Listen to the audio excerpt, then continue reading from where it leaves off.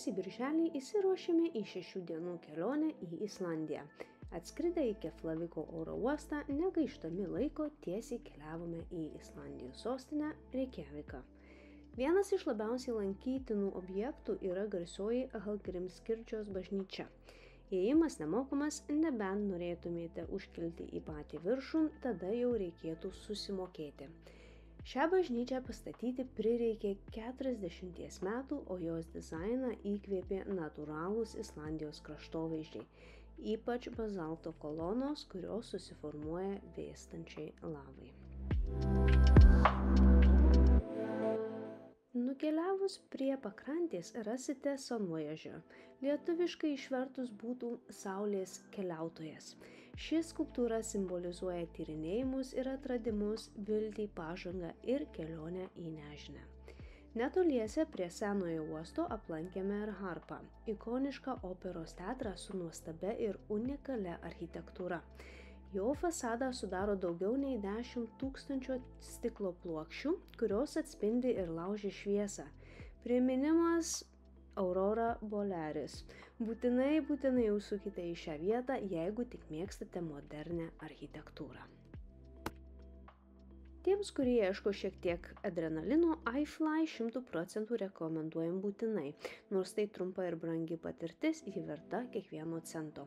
O jei mėgstate pasmaližiauti, būtinai užsukite į Omnom, paragauti nuostabių ledų. Mes patys sugrįžome čia 2 kartus.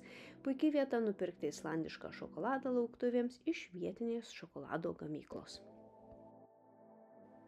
Apžiūrėję sostinę patraukėme į savo jaukų namelį, esantį vos už 30 minučių kelio automobiliu. Namelis buvo žavus, su sūkurine vonia ir puikiai įrengta virtuvė. 2 miegamieji ir dušas. Karštas vanduo Islandijoje turi nedidelį geoterminį kvapą, anot savininkų jį galima gerti ir tai netgi naudinga kūnui. Antroji diena Islandijoje buvo skirta tyrinėti legendinį auksinį ratą. Ši vieta labai populiari, nes yra prie pat Reykjaviko, visi turistiniai autobusai jau nuo pačio ryto kelyje. Mes išvykome 6 ryto, tad šiek tiek pavyko išvengti viso turistų antplūdžių. Visa kilpa yra maždaug 230 km ir dažniausiai užtrunka įveikti tarp 4–6 valandų. Pirmasis mūsų tikslas buvo UNESCO pasaulio paveldas Þingvellir nacionalinis parkas, tikriausiai net ir blogai pasakiau. Ši vieta turi istorinę ir geologinę reikšmę. Čia driekėsi Vidurio Atlanto kalnagūbrės, kur Šiaurės Amerikos ir Eurazijos tektoninės plokštės lėtai atsiskiria viena nuo kitos. Greitai sustojome prie labai vaizdingos mažos bažnyčios ir keliavome toliau. Sekantis sustojimas – Geysir geoterminė zona.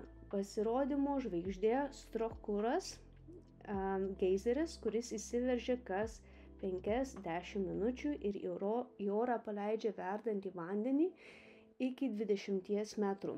Temperatūra šiuose geoterminiuose baseinuose gali siekti daugiau nei 100 laipsnių, todėl iš takelio geriau neišklyskite.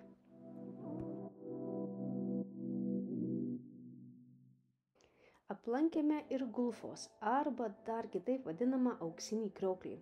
Šis nuostabus 2 pakopų krioklys yra vienas galingiausių ir ikoniškiausių Islandijos lankytinų gamtos objektų.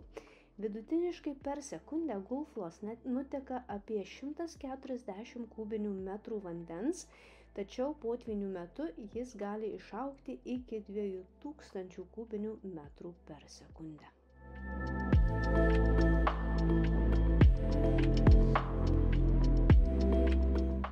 Dieną užbaigėme apsilankydami Mėlynojoje lagūnoje.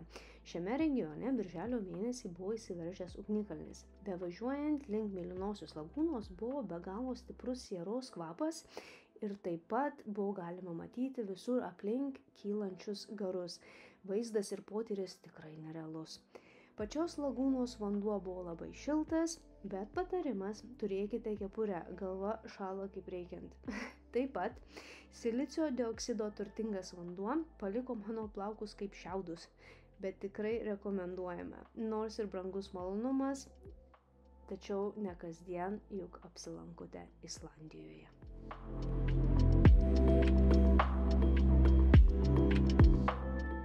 Trečią dieną pailsėjome, dar kartą patyrinėjome patį Reikjaviką ir ketvirtą dieną išvykome į ilgą kelionę. Sekėme pietinę pakrantę ir aplankėme joje esančius lankytinus objektus. Kelionėje pradėjome 5 val. Ryto ir baigėme tik kitą dieną 2 val. Nakties. Taigi 21 val. Kelyje pasiekus tolimiausią kraštą reikėjo sugrįžti atgal. Pirmoji mūsų stotelė buvo Seljalandsfoss 60 metrų krioklys. Šį krioklį galima apeiti aplinkui ir vaizdas iš apačios tikrai įspūdingas. Būtinai su savimi pasiimkite pončo. Vos kiek pavažiavę pasiekėme Skogafoss. Šio krioklio galia ir dydis tikrai įspūdingas. Tarsi stovėtum šalia riaumojančios gamtos simfonijos. Krioklys yra vienas iš didžiausių Islandijos krioklių. 60 metrų aukščio ir 25 metrų pločio. Prie jo galima prieiti papėdėje arba palypėti 400 laiptelių iki apžvalgos aikštelės.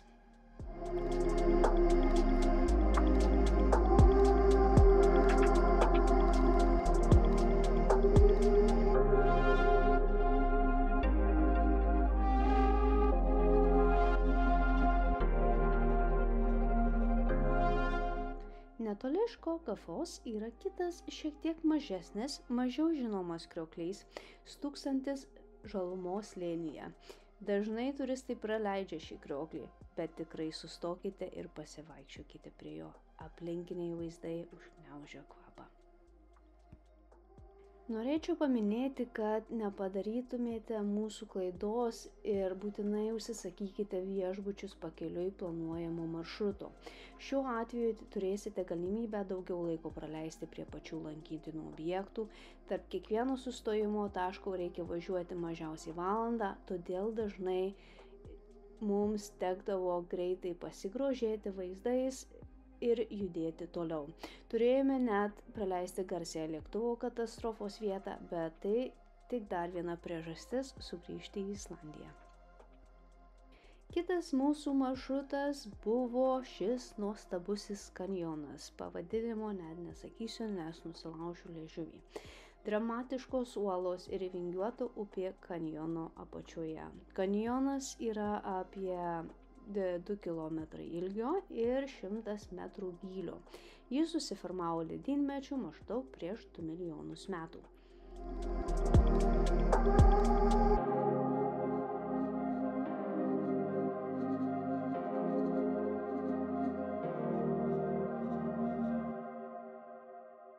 Greitai sustojome Vik paplūdimyje, tikėdamiesi pasideginti, bet gadėtinai buvo vėsu.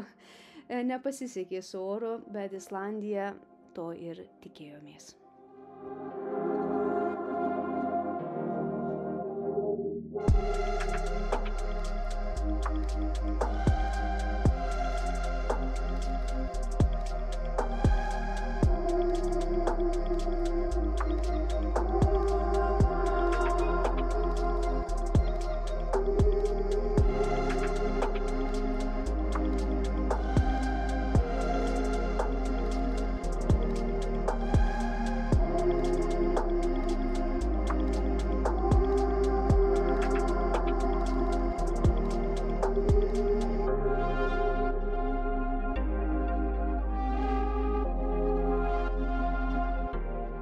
Galiausiai pasiekėme dienos galutinį tikslą – Deimantų paplūdimį ir Jökulsárlón ledynų lagūną.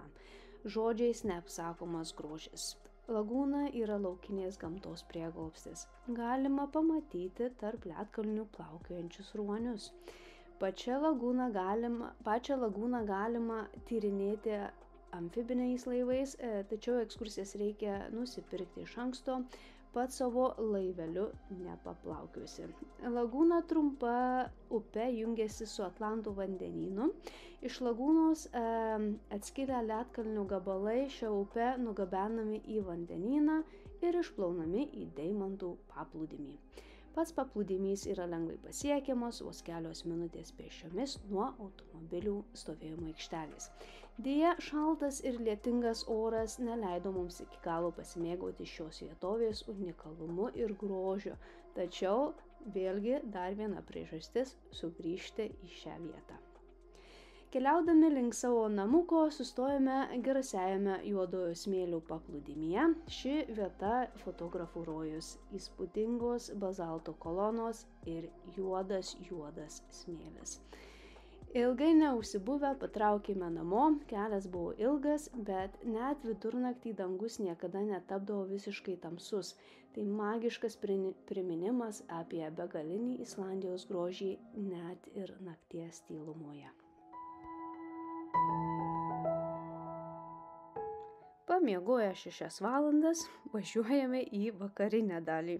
Šios dienos tikslas buvo Snæfellsnes pusiasalis, dažnai vadinamas miniatiūrinė Islandija.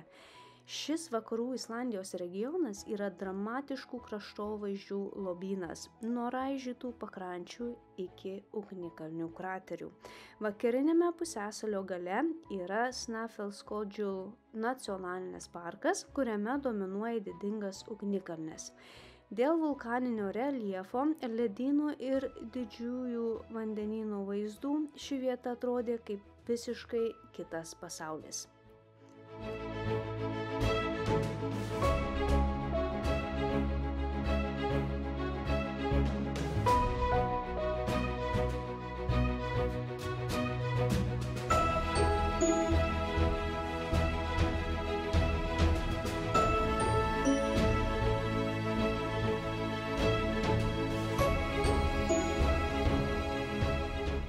Kirkjufell yra vienas žymiausių ir labiausiai fotografuojamų Islandijos kalnų.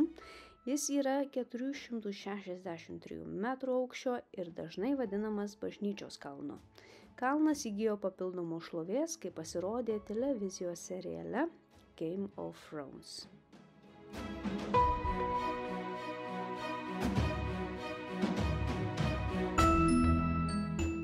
Paskutinė mūsų diena Islandijoje buvo skirta pačiam nerealiausiam Islandijos žygiui – Laugavugur. Pakeliui link šios vietos sustojome prie Haifoso krioklio. Stovėdami ant šlaito krašto galėjome pasakyti tik oho, wow. Šio krioklio dydis ir galia buvo stulbinantys. Tai vaizdas, kuris amžiams išliks mūsų prisiminimuose. Heifos yra 122 metrų aukščio antras aukščiausias krioklys Islandijoje. Jį suformavo ledyno tirpsmo vanduo ir vulkaninė veikla. Šalia Haifoso yra Grani, mažesnis, bet ne mažiau gražus krioklys. Grani islandiškai reiškia kaimyną. Kartu šie du kriokliai sudaro nuostabų krioklio duetą.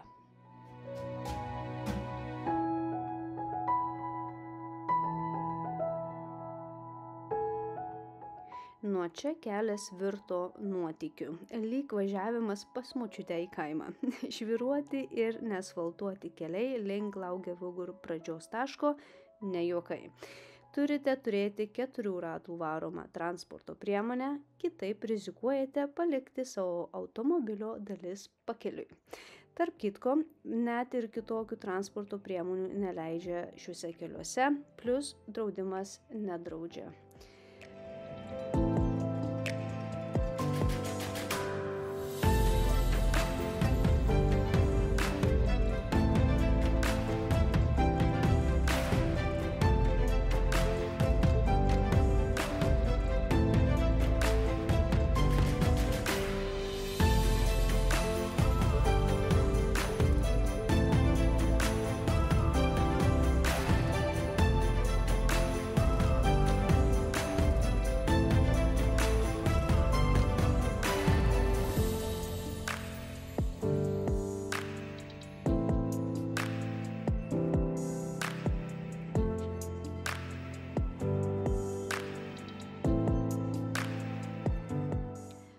Artėjus prie kelio pabaigos arba Laugevugur stovyklos pradžios susidūrėme su kitu iššūkiu – upės kirtimu. Nors vanduo nebuvo labai gilus, to pakako, kad susimastytumėm.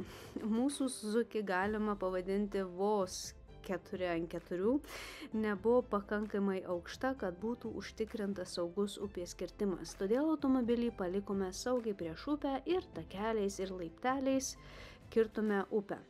Verta paminėti, kad net geriausias automobilio draudimas Islandijoje nedraudžia dviejų dalykų – durelių vyrių ir apgadintos automobilio apačios, būtent kai kertama upė. Kai gražinome nuomotą automobilį, jie ypatingai kruopščiai pirmiausia ir patikrinta būtent šios du aspektus. Ir žala išskaičiuojama iš jūsų kišenės. Taigi, kuo Laugevugur takas arba žygis yra toks išskirtinis? Tai tarsi ėjimas per sapnų peizažą. Šis takas yra 55 km ilgio, kuris paprastai trunka 4-6 dienas, priklausomai nuo tempo ir oro sąlygų. Maršrutas siūlo siurrealistinį vaizdą ir įvairias spalvius reolito kalnus, garuojančias geoterminės zonas, didžiulės juodo smėlio dykumas ir žalius slėnius. Nenuostabu, kad tai yra populiariausias kelių dienų žygis Islandijoje. Šis maršrutas paprastai veikia nuo birželio vidurio iki rugsėjo vidurio, žiemos sezonu uždaryta ir nerekomenduojama eiti, nes pavojingos sąlygos. Palei taką yra tam skirtos stovyklavietės ir kalnų nameliai, bet juos reikia sakytis iš anksto. Būkite pasirengę susidurti su lietumi, sniegu ir stipriu vėju netgi vasarą. Gaila, mes turėjome laiko tik pusės dienos žygiui, sugebėjome įkopti į kelias viršūnes ir pasinerti į neįtikėtiną kraštovaizdį, bet patikėkite manimi, ši vieta verta visų 6 dienų, tai patirtis, dėl kurios esame pasiryžę sugrįžti. Islandija tikrai yra be galo graži šalis, tai vieta, kuriai reikia daugiau laiko, daugiau tyrinėjimų. Išvykstame pilnomis širdimis ir jau svajojame apie sugrįžimą. Ačiū, kad žiūrėjote, tikėkimės patiko ir iki sekančios kelionės.